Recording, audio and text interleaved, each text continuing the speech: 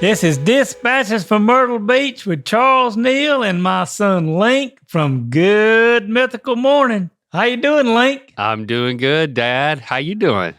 Oh, doing pretty good, pretty good. Yep. Nice and chipper today. You got quite a smile on your face. I don't know. Is it a sneaky? I got a little surprise for you. If you good and everything goes good, I got a surprise for you after a while during the show. If I'm good. Yeah. You dangling the carrot. What is good on this show? You know, I mean, how do you judge that, Dad? I got to know my criteria. I reckon you just had, you've always, except for maybe a couple times where you try to, pull me down a road that I don't think I want to go down. You do pretty good most of the time. But we make it through it. I think we do pretty good. You're saying if I don't pull you down a road you don't want to go down, then you're going to give me a surprise? Well, if you pull me down a road I don't want to go down and you don't want to do that today, you don't want to miss this surprise. Okay. All right. I'll be on my best behavior. That's right. Attaboy. That's what I wanted to hear. That's right. Now, there's something I meant to bring it up last time and I totally forgot, and I'm going to blame it on the headphones, because when you wear the headphones, it makes me forget about your hairstyle. But we've got this running saga about the mullet. Like weeks ago, Nancy gave you the green light, and I gave you the green light to get a mullet. And then, like we talked about last week, when I came home and went to Highway 55, when I walked in the door at Nana's house, you were like, you noticed something different? And I was like, well, you got a haircut. And didn't you tell me? You tell me about it. Tell everybody about it. Yeah, of course, it's grown. My hair grows pretty fast. So with everything going on right now, and I ain't went and got it cut like a mullet yet, but I'm probably going to go back and get it trimmed up. But I thought but you told me that day, you were like, I got a mullet. I did get a mullet. See, look at that. I mean, I got a mullet. Goes down, runs back down here. Yeah. So you went to the barber, or is it a beautician? You went to a hairstylist. A beautician. You go to a beautician. That's right. Yeah. Our hair is too important. So I told you though, when I got the okay from Nancy and from you about getting a mullet, I kind of looked them up on my phone. Yeah. And some of them's pretty drastic about getting it shaved on the side and all that stuff. And I said, oh no. And then I got to looking at other ones. And then I found one of John Stamos. Yeah. And he had one, but his hair was still kind of long on the sides and cutting long in the back. And I said, that'd be my kind of mullet. Okay. So that's a soft mullet. That's a weak mullet. That is you're just dipping your toe in mullet land. Well, that's what and that's about as dipped as I'm gonna get. All you got to do is make it shorter on top, like make it where it can like spike up. It's laying down on top. It needs to point up on top and maybe be a flat top. Oh, that ain't gonna happen. And then it's longer here, and if you can like put your hands behind your hair and then like poof it forward, and your hair comes over your shoulders, then you're really working a mullet. It ain't gonna get. I'm just gonna be right honest with you. It ain't gonna get cut that short. So okay, well, I'm not taking. Hey, listen, I'm on my best behavior. I'm not taking you down the road you don't want to go down. I'm just telling you, in my opinion, that if it cascaded further down the back of your neck and made quite a curtain that I could then experience from the front view, that would be elated. I'd be elated. And then I'll let go of the top being too short. You don't have to Brian Bosworth the top. Just give me a little bit more of that neck curtain. She didn't cut any of the back, so it's still growing. So she didn't cut any of that back there. So yeah, we'll just have to see if it gets long enough where I can do like you say back there. You look great no matter what, Deb. Thank you for ordering a mullet. Did you actually use the word mullet when you went in there? I want a mullet. Yes, I did. And what was her reaction? Well, as a matter of fact, when I called her on the phone to get an appointment, because I was letting my hair grow out to get long like it was several years ago when I was on the Cookie episode of Good Mythical Morning. I said, I want to come over and get my hair cut like a mullet. You know how to cut like a mullet? And she just laughed. She says, "Oh yeah, I know how to cut a mullet." So, she laughed. She's a nice girl. That's great. Yeah. It looks good. It's a modern mullet. Yep. Yeah. You got a North Carolina mullet. You need a South Carolina mullet. That's right. Well, listen, I got to holler out to all the Myrtle Beach up in Alaska that sent me all these recommendations about me and Nancy going up there on vacations. I have tried to read all these emails, and I have read over 100 that I got from up there about telling me, if I was going to do like you're going to do, take a cruise and come up here and plan where you want to go and get off and kind of make sure it's the time when the whales are going to be up here. And then the other ones said, get on a plane and come up here and get you a place to stay, and then get you one of these small planes where it can carry out to different places and show you all the country and leave you there for a day or two and then come back and get you, and where you can see all the sights and all that stuff. So I've got a lot of good information about going to Alaska, and I wanted to thank all you Myrtle Beach that's watching the show and on YouTube and on the podcast. So, I really appreciate you trying to help me out and lead me in the right direction about how to go to Alaska and go on vacation. Are you fine with being on one of those little planes that they're talking about? Or are you leaning towards the cruise route? Do you like a little puddle jumper? Me and Nancy talked about that a little bit, and my friend Pat has a couple of planes, and one of them is a glider. Now, Pat ain't never carried me up in it. But he's carried Nancy. But he carried Nancy. So which way are you leaning? Are you legitimately starting to make plans? I don't know if we're going to get to do it in 2024 or 2025, but we are making plans to figure out when to do it, because we kind of got plans for this year already and all the places we're going. So, yeah, we're getting it on the agenda. Okay. And going up that way. I love the fact that people are emailing you. I hope it doesn't overwhelm you. At a certain point, you can just start making your own plans. Oh, well, it's pretty interesting. I ain't never been up there, so. Ride a whale, wrestle a bear, ski on a glacier. Dog sled. Yes. That might be something I might do now, but we ain't going to be riding no whale. And your neck's going to be real warm. You know why? Well, because of that long mullet. Oh. By 2025, that's going to be a long mullet. You'll be able to wrap it around a couple of times like a scarf. Well, we might see. See? Advantages to this. It's time for another edition of Myrtle Beach Mailbag. Well, Link, we got to open up some things in the mailbag this week. We got from email from John Holmes. Okay. It says, what do you call a blind deer? What do you call a blind deer? So you got a buck, you got a doe, I can't see doe. I can't see blind deer.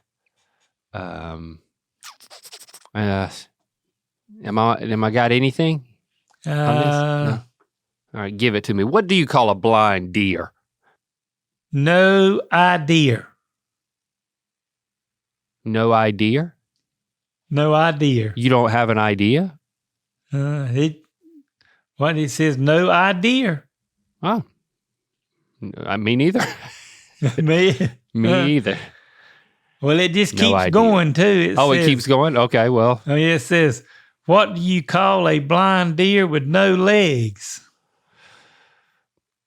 Well, if you can't see, no idea. I would also say I have no idea.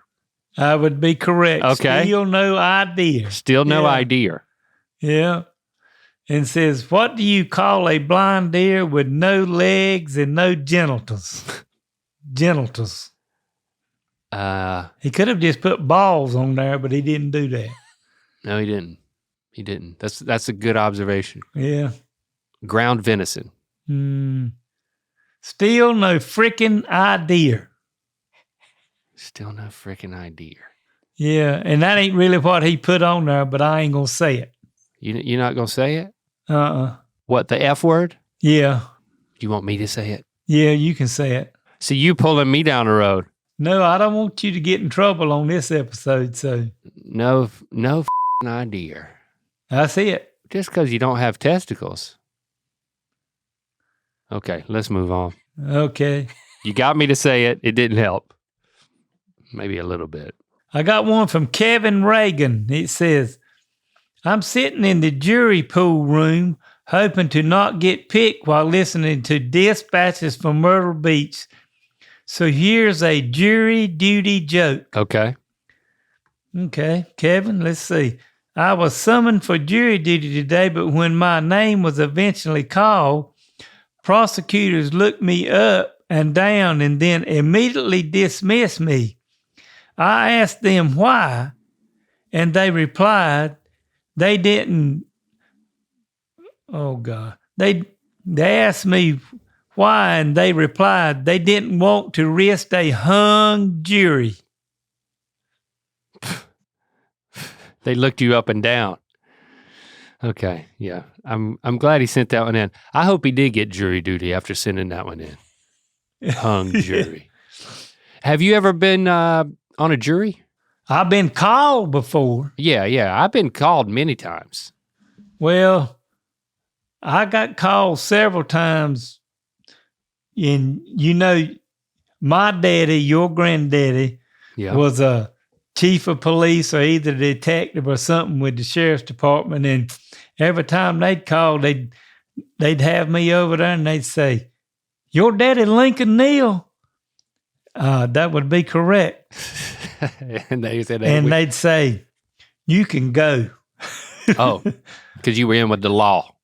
Yeah, because that, and then when I worked for the prison department, and Daddy was he was the chief of police, and I worked for them. And when I worked for the prison department, I got called, and I thought maybe they'd still let me sit on a jury. I was kind of hoping I might get to sit on a jury, but they asked me again, was my daddy Lincoln Neal? And then I said, well, that would be correct. And they said, and don't you work at the prison department? They knew it. They said, don't you work at the prison department? They said, well, yeah, I've been down there about 5 or 6 years. And they said, you can go. I was in there recently, and they kept calling names, and they never called my name. And then they let us go. And I was, everybody started cheering. Everybody who got to go. Like literally, it was like 100 people in there, and they all started cheering, Dad. I felt like very anti-civic at the moment. But I was cheering too, though. Because you never know how long they're going to rope you in for. It's your civic duty, but. Well, it's according to whether or not if it's a civil case or a case that's murder involved or something like that, it could take a long. Hey, especially out there where you live. I know it. I don't want to see murder photos. Like, could I just say, if it was a murder case, I'd be like, listen, I get really grossed out and queasy. I don't think you're going to want me up there vomiting in the jury box. Like, I'm not the man for this job. I'm scared. Like, that's just what I'm going to say next time. Sir, do you have any perceived biases or any alignments with anything pertinent to this case? I'm scared. I'm scared. That's what I'm going to say. I'm scared. Let me go. Let me go. Yeah. I'm going to try that. New merch alert. Mythical just dropped their new GMM theme song sweatshirt. The sand-colored crew neck features Rhett, Link, and other cast members gallivanting along the music score for the Good Mythical Morning theme song. Get yours now as part of the cold weather flash sale for up to 20% off our cold weather gear. Ends March the 31st. Head over to mythical.com to get yours today. I got a pretty interesting question this time from Melissa Lassiter. Okay. She said, I'm a mom with 2 boys, 10 and 12. Whew. Hands full. We've started talking about having the birds and the bees talk with them, and they are mortified. I won't lie. Part of me thinks this is going to be hilarious, and the other part of me is hoping I can just play this part for the podcast for my kids. Oh. Help a girl out. So here's my 2-part question. Do you have any tips? And how did you learn about sex? But it seems like no matter how you answer either one of those, she really wants you to tell her boys, give them the talk directly. Oh, that's what it sounded like to me. She just wants to listen to it on the podcast and let them listen to it. Okay. And do you have any tips? Then if I screw it up, she can say, she can fall back and say, no, that ain't the way this works. So, but Melissa, I'm gonna give it a whirl, try to help you out. But the first thing it sounds like you are married and you got a husband. So maybe you ought to delegate some of this talking about the birds and the bees to your husband and let him help with it a little bit too. That's a good tip. He ain't doing nothing else. Yeah. Then just kind of sitting around wanting her to take care of all of it. That's right. That's right. He's a man. He grew up. He was a boy one time. He ought to be able to draw back on something to be able to tell them boys something, whether it's right or wrong. But, in our day and time, and yours especially, they got too many books out there that's been written about all this stuff and how you tell your kids about what sex is all about and what's going on. And did you read all of them in preparation for this advice? Oh, no, I ain't read none of them. I didn't read none of them back when I was growing up. I didn't have to. I'll get to that in a minute. But she didn't give me these. Hey, Melissa, I wish you'd have given me these boys' names instead of just 10 or 12. If you want me to talk to them, I'd have liked to know what their names were. But let's call them Timmy and Sammy. Timmy and Sammy, okay? Yep. Timmy and Sammy, when, with things going on, and I kind of imagine if you would be right honest with your mother and your daddy probably, that you already know more about sex than the birds and the bees, than you letting on that but you just wanting to put them through this painstaking ordeal for them to tell you about it, to see how hilarious it's going to be with them telling you about it. Because the way schools are now and the way the phones and internet, y'all probably look this stuff up and know more about it than they do. So, or at least as much about it. Yeah. But that's the way babies are made, is with 2 people getting together, a man and a woman, and having sexual intercourse. And, that's how little babies were made, just like you were made 10 and 12 years ago, Timmy and Sammy. So, but what is it? What is sexual intercourse? If you don't already know, it's when a man has a penis and a woman has a vagina, and they get together, and that penis goes inside that vagina, and he ejaculates sperm in there, and it ends up making a baby. That's what it is. That's pretty frank, ain't it? Yeah, that's pretty frank for Sammy and Timmy. Don't bring Frank into this.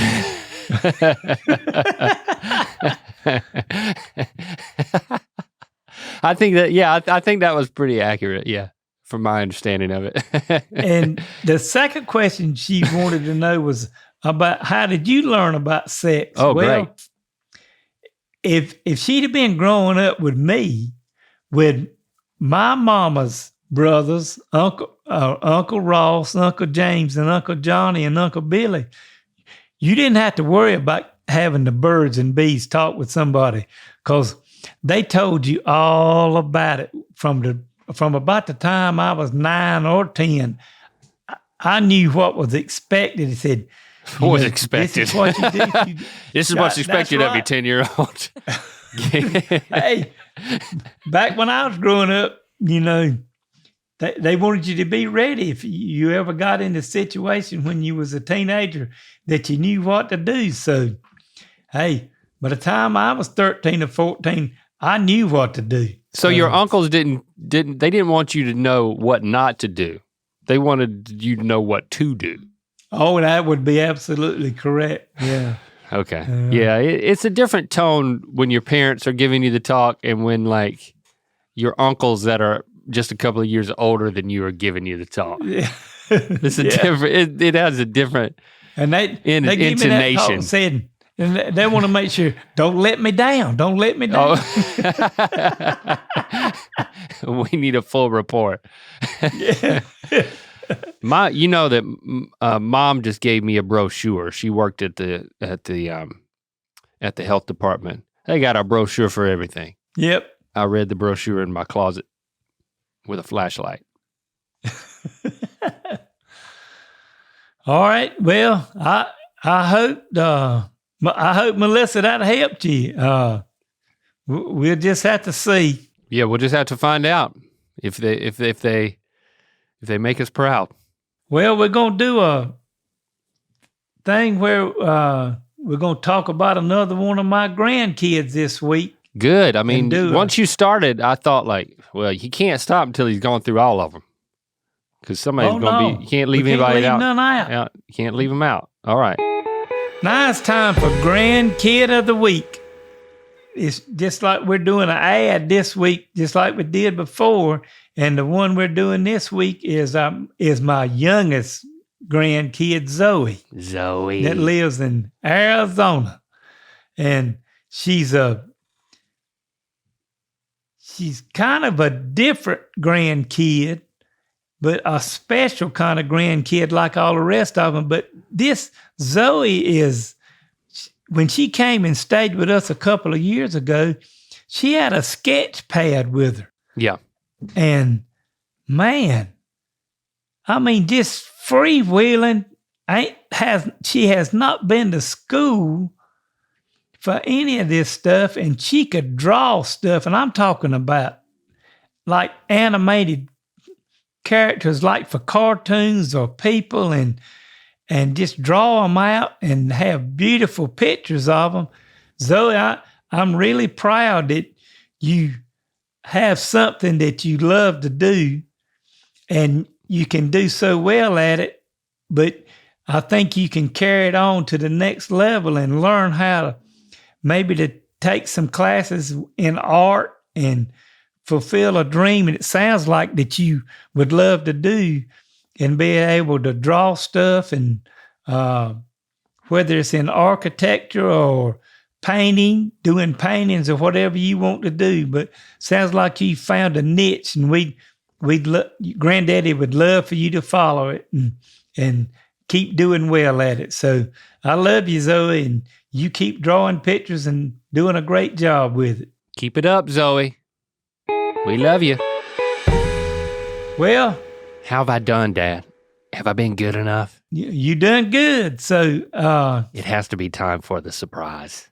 The surprise is we went back home yesterday to see Nancy's mama and come back down the road, and I picked up your Nana and brought her. She's here at the house. Put her on. But we got the thing, don't tell Nana, but we're going to do a don't tell Nana with Nana sitting right here with what's going on. Is that a good idea? All right, let's not even think about it. Yes, let's do it. Go get her. Don't tell Nana. Hey, darling boy. Hey. She's going to put those headphones on. Oh, okay. Can you hear me? I can hear you well. Hey, darling boy. Hey, welcome to Dispatches from Myrtle Beach. You been waiting outside the door? I have. I thought I was coming in here 15 minutes ago. So, Dad, this is why you were telling me to be on my best behavior, because Nana was sitting out there listening at the door. Yeah. You know I can't hear anyway. So, you're down there at the beach, huh? You don't visit that often. I am. I know. It's been a while. So But I certainly am enjoying myself. They treat me like a queen. Well, you deserve it. So what are y'all doing down there? Well, we had a wonderful meal that you might not like, but we had turnip greens and turnips and... Well, every time Dad turns around, he's talking about Nancy and those turnips. She's getting turnt on some turnips, I'll tell you. Yeah, those turnips were delicious. I don't know. I'm missing the magic of a turnip. I don't know. Something y'all do there, I need to get a hold of it. I don't know what you're doing with these turnips, but all the women in your life too are really turn up for them. I know. Yeah, they are. That's right. Well, I haven't talked to you since I heard that Bacardi passed away, so I'm sad. Yeah, I'm sorry to hear that. I know. I'm sad too. I still listen for those little feet to go click, click, click.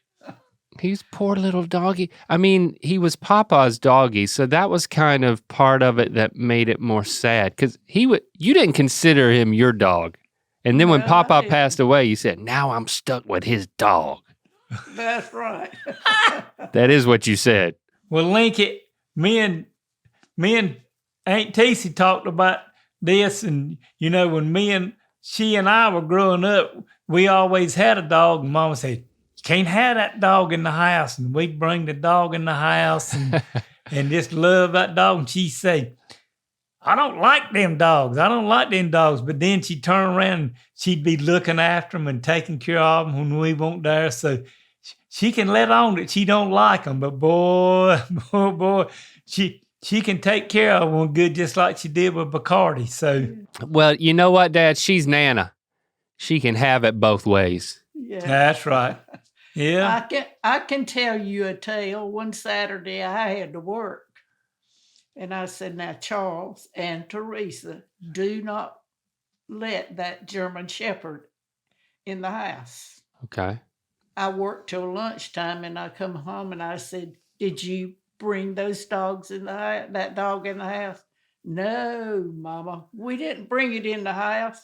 I went in their bedroom and they were sleeping on twin beds. And there was dog prints all over their bed from where his feet were wet when they came in. I bet he's forgotten that. Oh, I don't remember that. But they did it anyway. And did you dole out a punishment? No, I didn't punish. You were the one who would dole out the punishments more, or would you wait till Papa got home and you would? Yeah, that's when they'd get a switch, both of them. Oh. But Link, I'm gonna remind Mama one more story that me and Tasey talked about was when Daddy and Clinton Bullock had a ski boat. I think I was about 8 or 9 years old when he bought it, and I learned how to water ski. And then they had it for a while, and Mama can't swim still to this day. You can't swim? Dog paddle a little bit. Can you swim? No, I can't. Oh. But so Daddy and them talked her into learning how to water ski. That's not the right order. And so the day that they got her in the boat and teaching her how to water ski, she had 2 of those small life preservers around her waist. And then they had one that you put your arms in. And she was all tied up.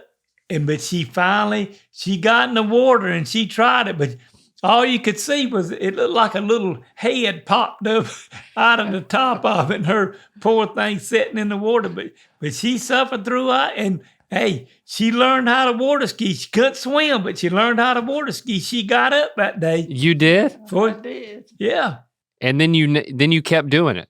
After she finally learned a little bit, she didn't have to wear, she would go out and wouldn't wear quite as many life preservers where she would be a little more comfortable. Yeah. I told her, it's like those video things that's on TV now. I said, if we'd have had a camera back then and took a picture of that, we'd have won that $10,000 on the video show with Nana learning how to water ski. But yeah, those I had a lot of fond memories of going out on the boat and water skiing. So I think that was cool. That was like a family tradition that Nana, you were even guilted into becoming a part of. Because I guess if you're going to be a part of the family, you got to at least get out there and give it a shot, right? That's right. And she did it. I'm not surprised one bit. Well, I hope you enjoyed I don't know if I'll have any surprises for you as good as having this is a good Nana surprise on the podcast. So, Nana, what do you think about it? What do you think about this show? I'll tell you what one of my neighbors said. Oh, yeah? Just recently, you met Donald. Uh-huh. And he said, I just think it's really awesome that this dad and son are a team and they're good. We're a good team. And we would never do a segment called Don't Tell Nana where we talk about things we don't want you to know about. I'm just going to go ahead and tell you, we would never do that. I'm sure glad it ain't cloudy here this weekend, this week. What? You think you going to get struck by lightning? We might get struck by lightning. And you are a joy to me. You know that always. I know, but you can tell me again. You're my first one. Yep.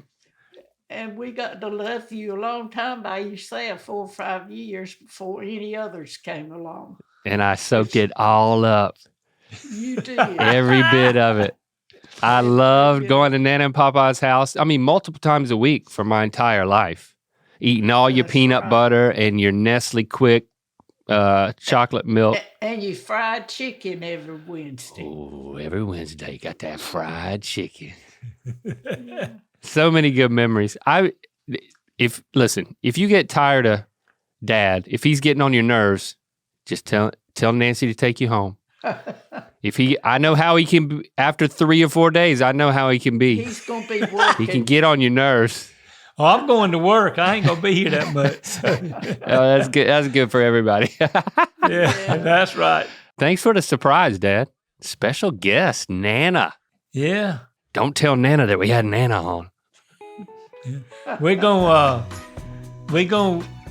wrap this episode up, and it was fun having you here with us today and all of y'all. So we'll see y'all back here next Tuesday and next Thursday for another episode. So come on back. We won't have one as special as Nana, but we're gonna have a good one. So if you got a joke or a question you'd like to share with me, email me at ratherbesagging53@aol.com. So we can't wait to spin your world around again next week. So we're going to rock it and spin it one more time. So just come on back and see us. And we love you.